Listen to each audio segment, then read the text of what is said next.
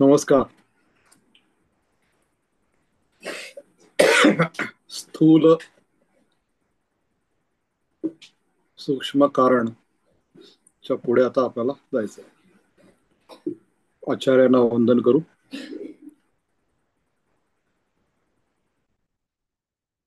पुढे जाऊयात. एतेषां, इथे माझ्याकडे जो श्लोक क्रमांक आहे त्याचं नाव 118 असा याचा क्रमांक आहे.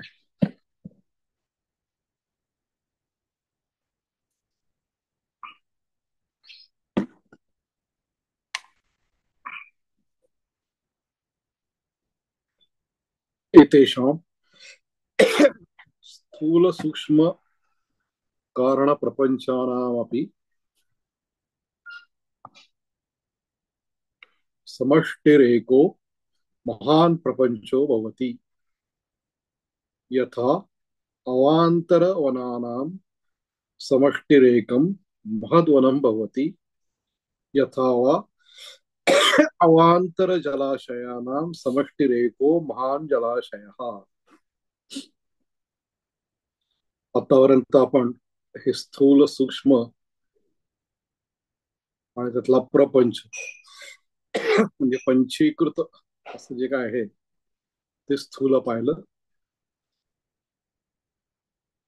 महाभूत कशी उत्पन्न होतात त्यांच्यापासनं, तन्मात्रांपासनं ते ब्रह्मांड हे सगळं पाहिलं. आणि आपल्याला काय कळलं की या हे दोन्ही हा इतका त्याचा पसारा मोठा आहे, तथापि त्यातलं चैतन्य एकच आहे. आता त्याच्याही पुढचा भाग. आता इथे एक आपण आतापर्यंतचा हे घेतलं की हा पसारा कसा वाढतो स्थूल प्रपंचाचा ते पाहिलं.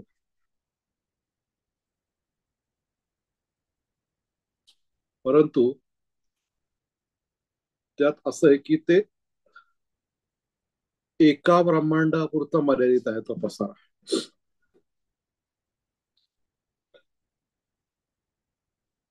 म्हणजे जसं आपण इथे पृथ्वीवरती राहतो आणि पृथ्वीच्या भोवती फिरणारे ग्रह किंवा उपग्रह यांचा विचार करतो,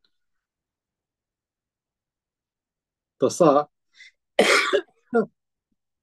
हा जो प्रपंचाचा विचार केला गेला तो एका मर्यादित केला गेला. आता असं सांगतात की व्यष्टीच्या सापेक्षतेने एक समष्टी आहे. आता परत असं सांगतात की एतेषां या प्रपंचानापि समष्टिरेको महान प्रपंच भवति.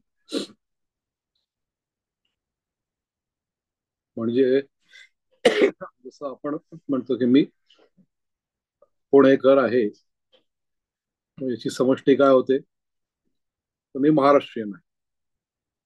पण अशा मी पुणेकर असणं, महाराष्ट्रीयन असणं, अशा अनेकांची मिळून एक समष्टी होते, त्याचं नाव मी भारतीय आहे.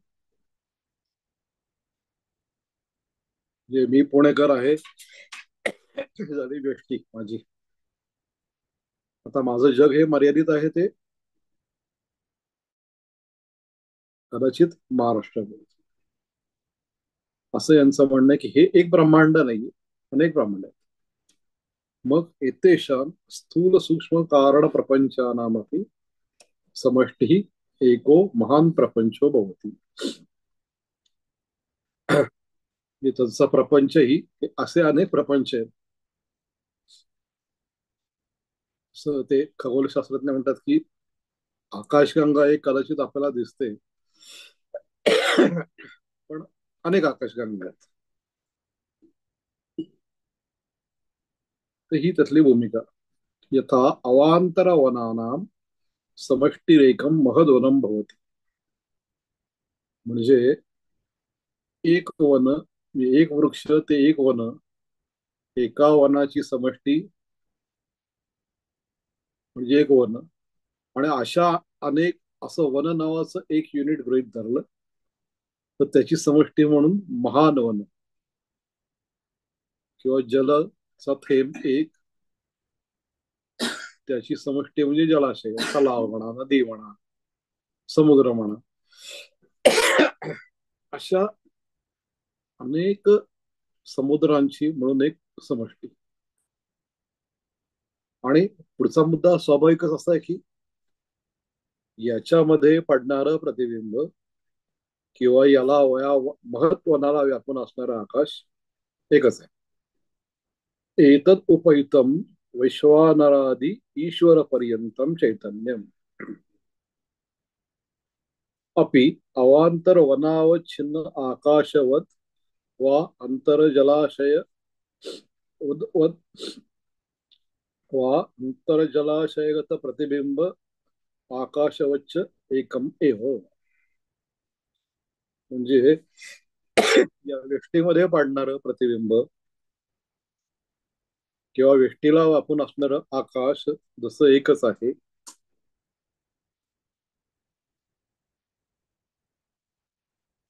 आणि समष्टीला व्यापून होणारं आकाश किंवा समष्टीच्या आकाशाचं पडणारं प्रतिबिंब जसं एकच आहे,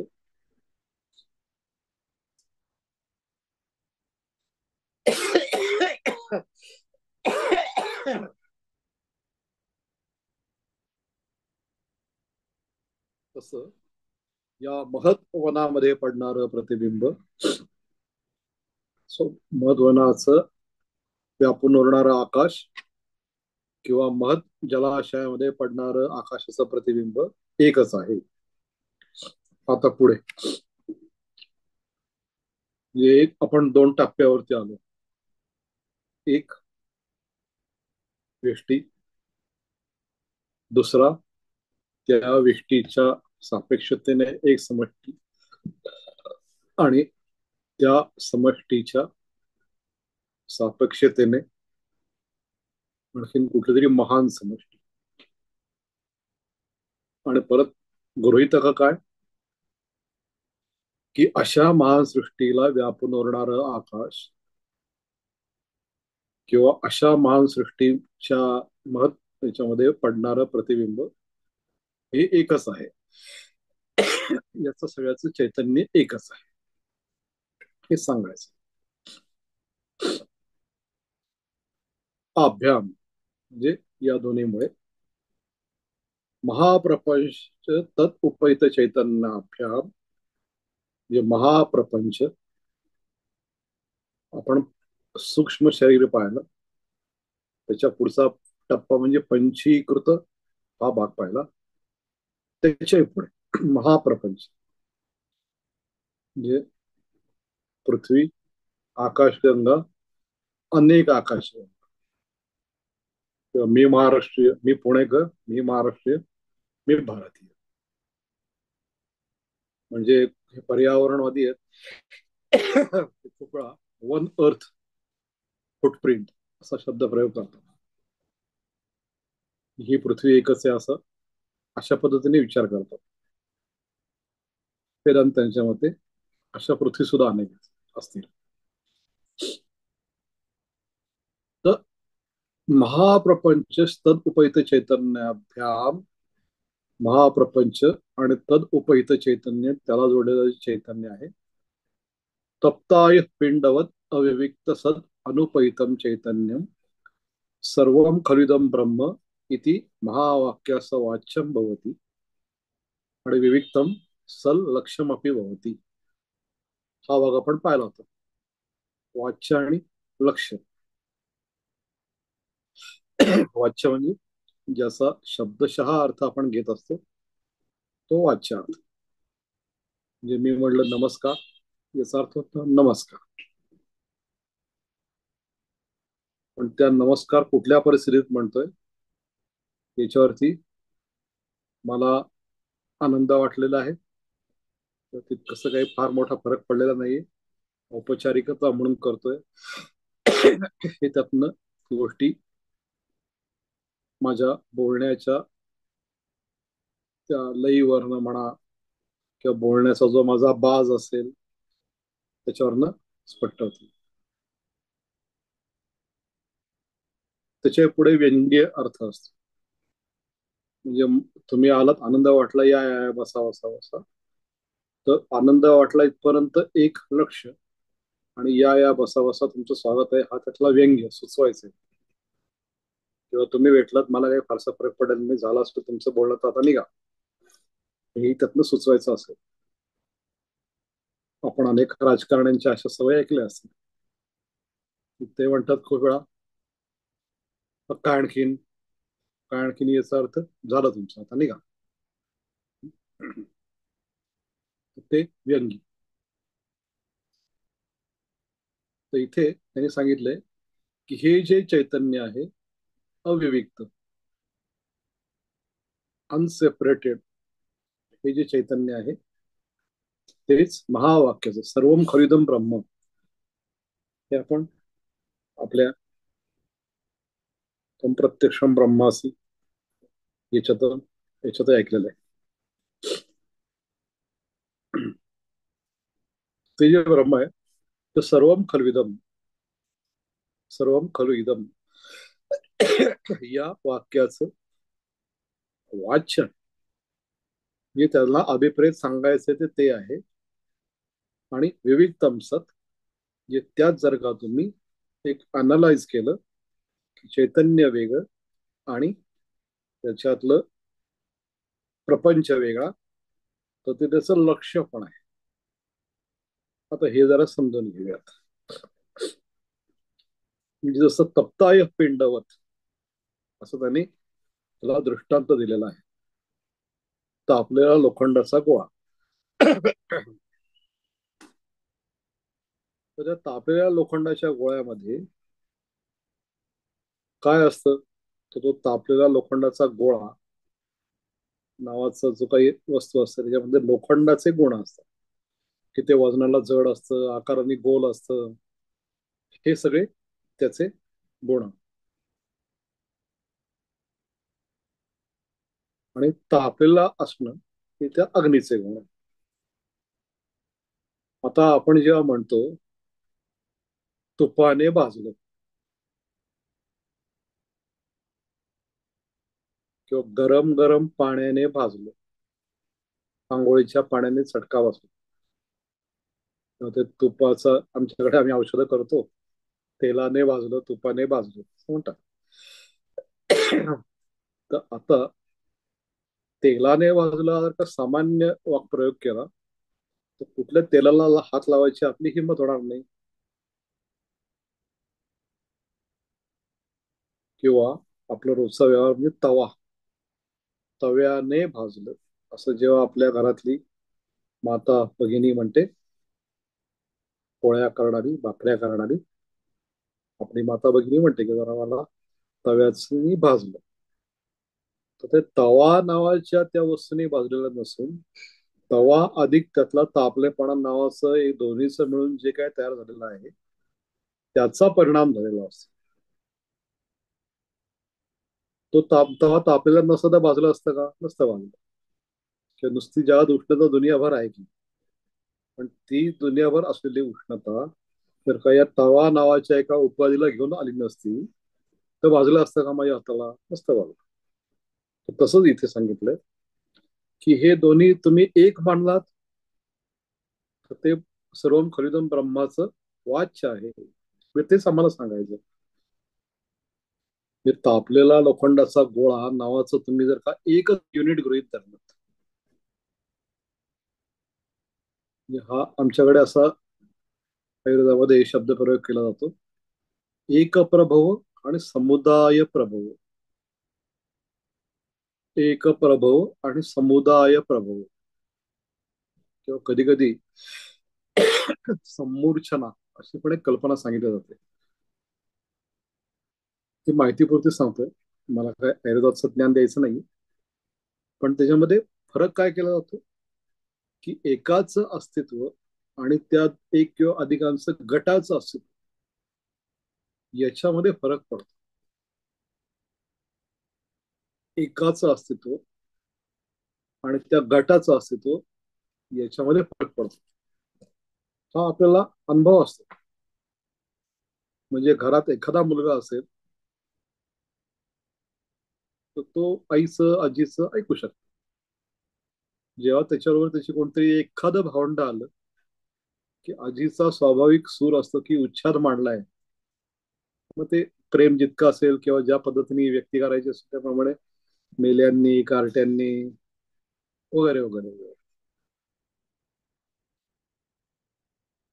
तर ते दोघं मिळून उच्चार मांडतात. एकटा असतो तर तो शांत काहीतरी वाचन करेल, त्याचा त्याचा उद्योग करत बसेल. इथे फरक आहे. तुम्ही तो एक गट म्हणून बघताय, लोखंडाचा गोळा, का तुम्ही त्याच्याकडे वेगवेगळ्या बघताय. तुम्ही तापलेला लोखंडाचा गोळा किंवा गरम केलेलं तूप किंवा गरम केलेलं दूध, गरम केलेला चहा, अशा एका युनिटकडे म्हणून पाहिलं तर त्याचा चटका बसू शकतो. म्हणताना आपण असं म्हणतो की चहाचा चटका जिभेला बसला. तर तसं इथे सांगितलं की तप्ताय पिंडवत, ते जर का वेगळं केलं तुम्ही तर ते लक्ष अर्थात अभ्यास करायला लागेल त्या वाक्याचा. आणि ते जर का एकच गृहीत धरलं तर ते सांगायचं की आम्हाला अशी हे भूमिका आहे. तर मुळात म्हणजे हे सगळं हे कळलं आपल्याला आता की तप्ताय पिंडवत हा मागाही दृष्टांत आपण पाहिला. तर आपल्याला लोखंडाचा गोळा, मुद्दा काय आता पूर्ण हे सांगतो, हे दोन्ही मिळून एकच युनिट असं आपण गृहीत धरलं तर तो वाच्यार्थ आहे. जर ते हे वेगळं आणि ते वेगळं म्हणलं तर त्याचा अर्थ लक्षार्थाने करायला लागेल. आता ही सगळी चर्चा संपली इथे. त्याचं काय म्हणलंय, एवं वस्तुनी अवस्त्वारोपो अध्यारोप. आरोप करणे याचा अर्थ आपण व्यवहारात मराठीत देतो तसं नाही. आरोप करण्याचा अर्थ लादणे. एवं वस्तुनी अशा प्रकारे. अशा प्रकारे म्हणजे काय, मुळात चर्चा कसली चालली होती, ज्ञान काय माया काय, याच्यामध्ये सांगितलं की गुरुकडे जावं, समजून घ्यावं. मग गुरु काय करतो तुम्हाला, गुरु तुम्हाला अध्यारोप आणि अपवाद या दोन साधनांचा, मेथड्स वापर करून तुम्हाला या सगळ्याचं ज्ञान देतो असं सांगितलं. तर त्यातलं आपण क्लिक केलं अध्यारोपावरती, तर त्या अध्यारोपाची चर्चा आता इथे अध्यारोप .1 असा इथे संपला. काय म्हणे त्यांनी, एवं वस्तुनी अवस्थारोपो अध्यारोप, पण त्याला एक परत टॅग जोडला, सामान्यन प्रदर्शित. सामान्य याचा अर्थ आहे जनरलायझेशन. इथे सा अध्यारोप नावाचं जे काय आहे, मुळात हे अध्यारोप कुठून आलं पुन्हा एकदा सांगतो. गुरुकडे जावं, गुरु तुम्हाला अध्यारोप आणि अपवाद ही दोन साधनं वापरून शिकवेल. आणि त्या अध्यारोप म्हणजे काय ते क्लिक केल्यामुळे आपल्याला आता एवढं सगळं पसारा कळला. आणि या पसाऱ्यातनं काय काय कळलं आपल्याला, की अपंचीकृत काहीतरी तन्मात्रा असतात, त्यांचं पंचीकरण होतं, त्याच्यातनं प्रपंच तयार होतो. मग त्या प्रपंचामध्ये सुद्धा चैतन्य असतं, ते एकच असतं. मग प्रपंच असे पुन्हा महाप्रपंच तयार होतो, त्यातही चैतन्य येतात, एकच असतं. आणि परत शेवटचा मुद्दा, की हे जर तुम्ही दोन वेगळे करून पाहिलेत की प्रपंच आणि त्यातलं चैतन्य, तर तुम्हाला ते जे काही सर्वम खलविदम ब्रह्म नावाचं शिकायचं आहे ते तुम्हाला वाच्यार्थाने एकत्र केलं तर वाच्यार्थाने कळेल, नाही केलं तर तुम्हाला लक्षार्थाने कळेल. आता हे काय, हे पुढे येणारच आहे, पण मी लक्षार्थ आणि वाच्यार्थ याचा अर्थ सांगितलं. आता इथे काय सांगितलं की हे सामान्यन प्रदर्शित, हा हे एक आपल्याला तुम्हाला जनरलायझेशन करून सांगितलं. अध्यारोप म्हणजे काय, की वस्तूनी अवस्तुआरोप. वस्तू म्हणजे काय सांगितलं, अवस्तू म्हणजे काय ते सांगितलं, आणि आरोप होतो म्हणजे तो कसा होतो तेही सांगितलं. आता पुढे प्रत्येक आत्म प्रत्येक आत्मनि इदम इदम अयम अयम आरोपयति इति विशेषतः उच्यते.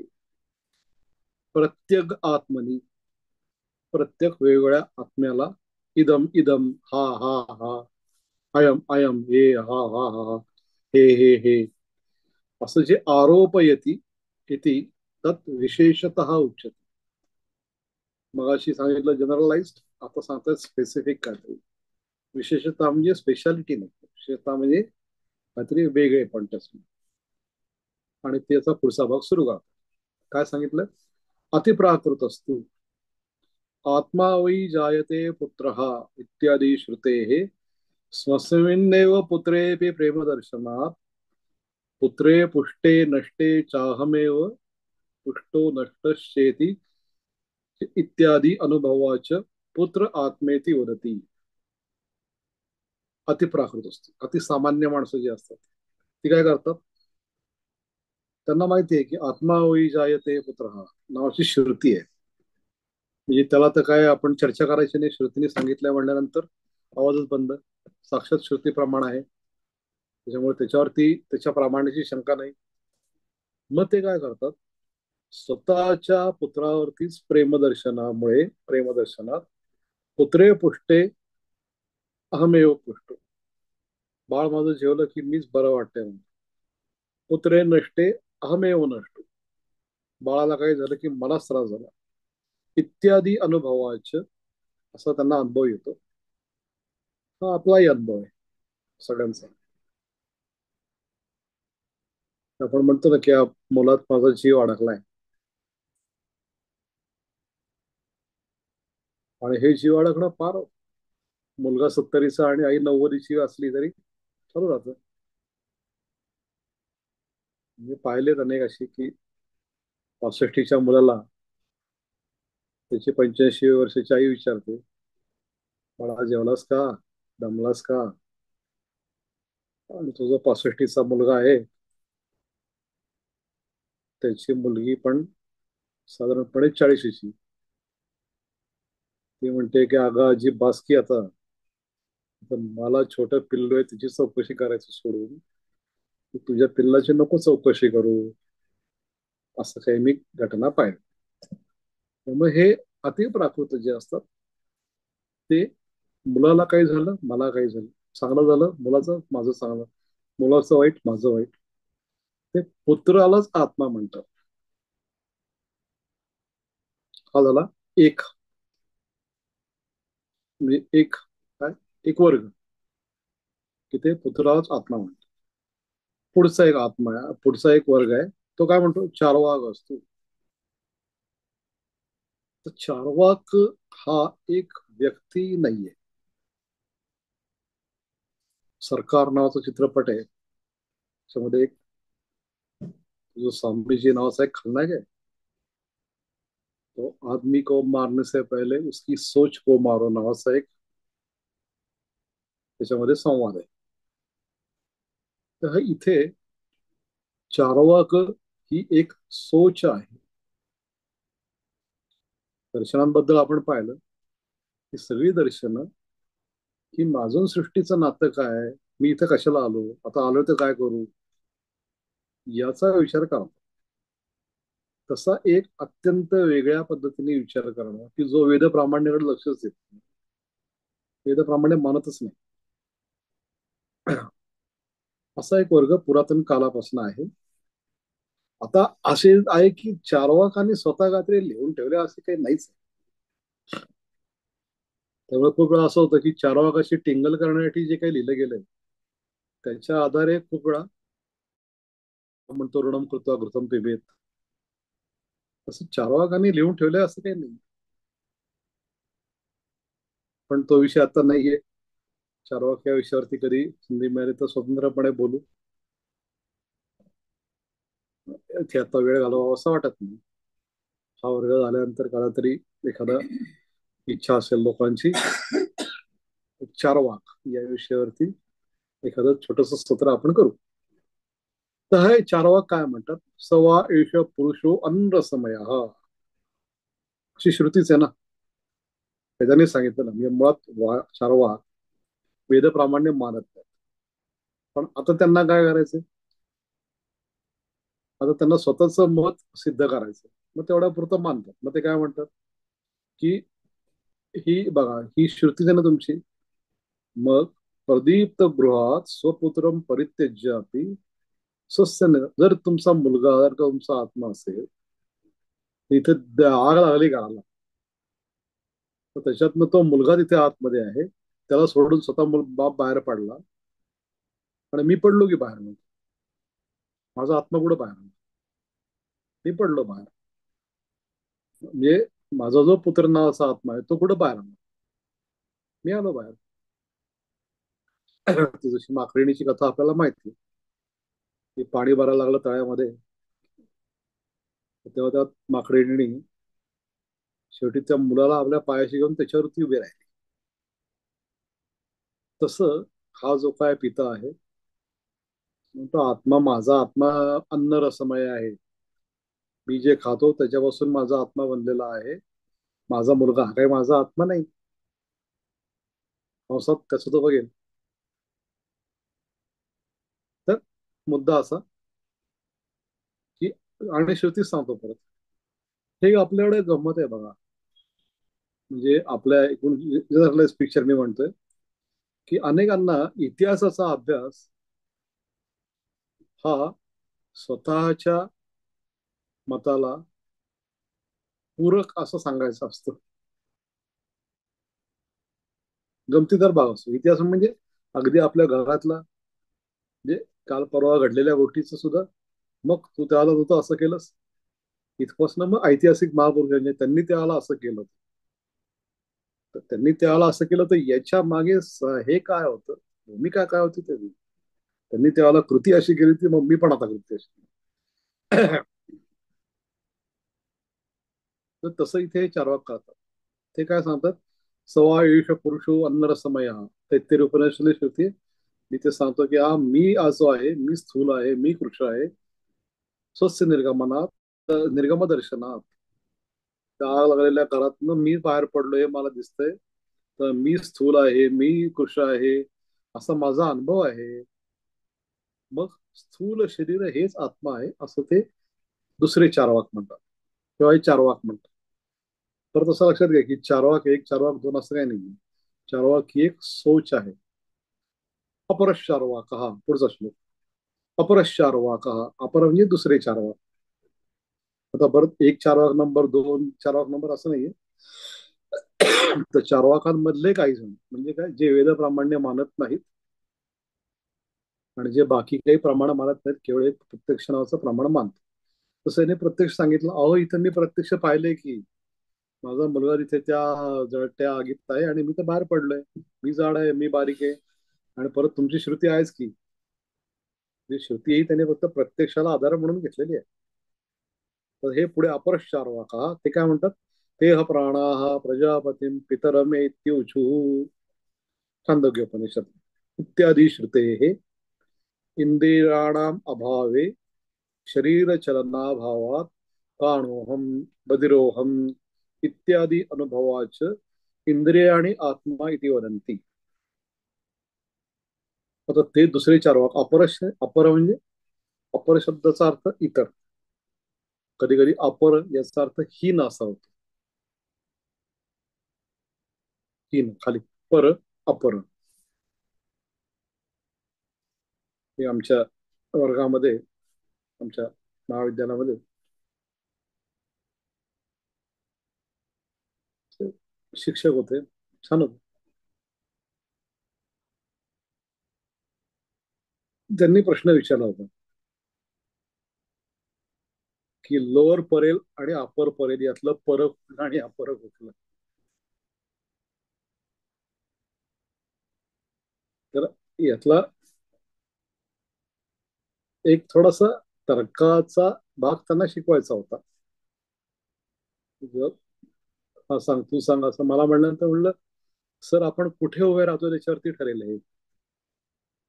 लोअर पर्याय आणि अपर पर्याय यातलं फरक कुठला आणि अपर कुठला.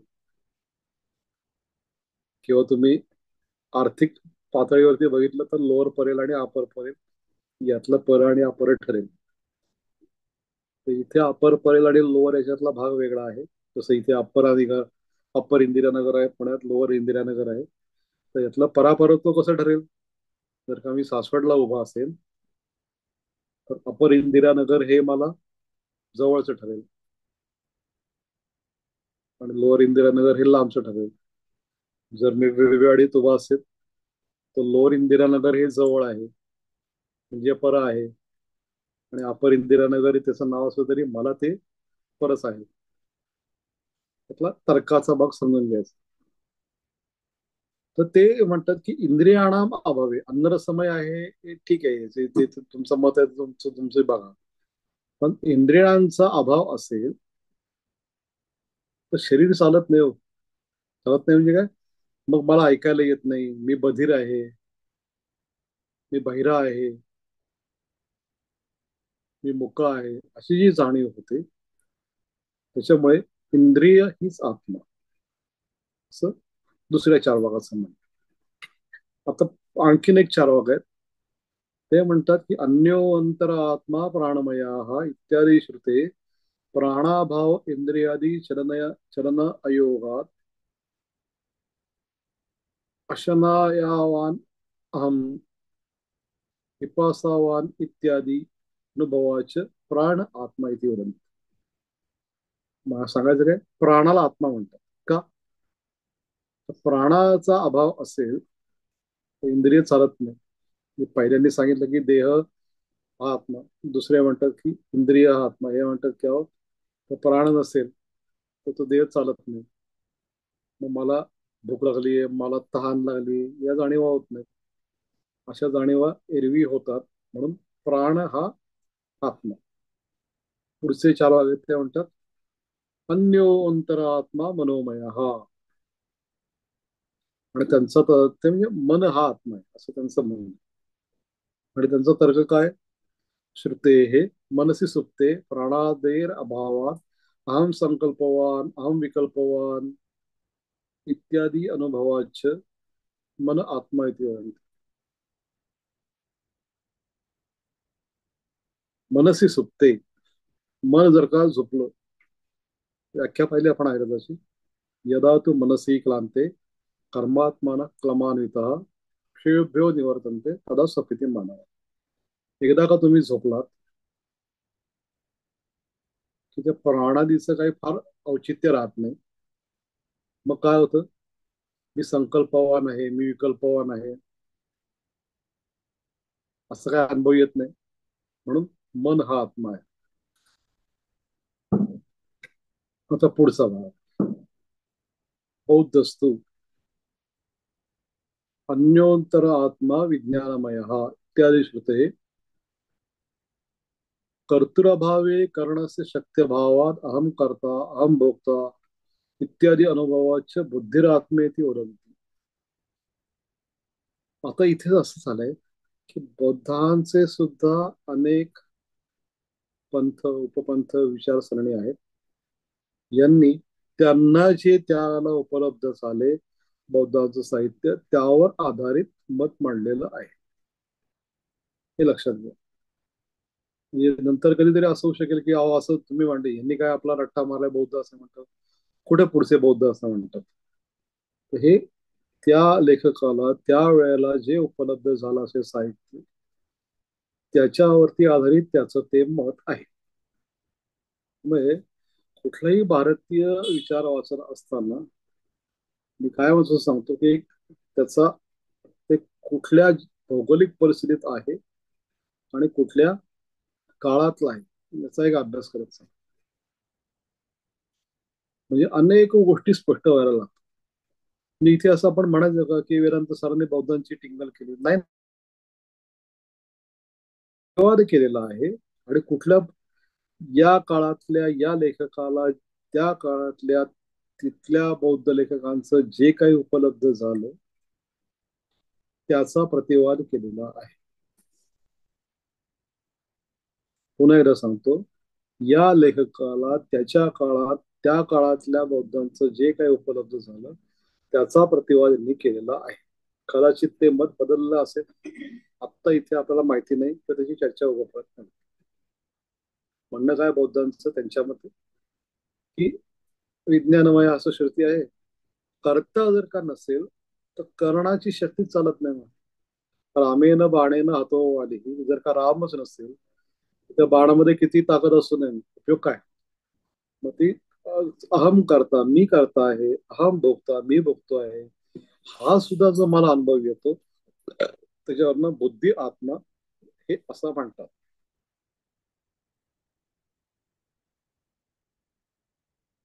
प्राभाकर तार्किक म्हणजे हे मीमांसक. मीमांसकांचे दोन गट, प्राभाकर आणि भाट्ट. प्राभाकर आणि भाट्ट.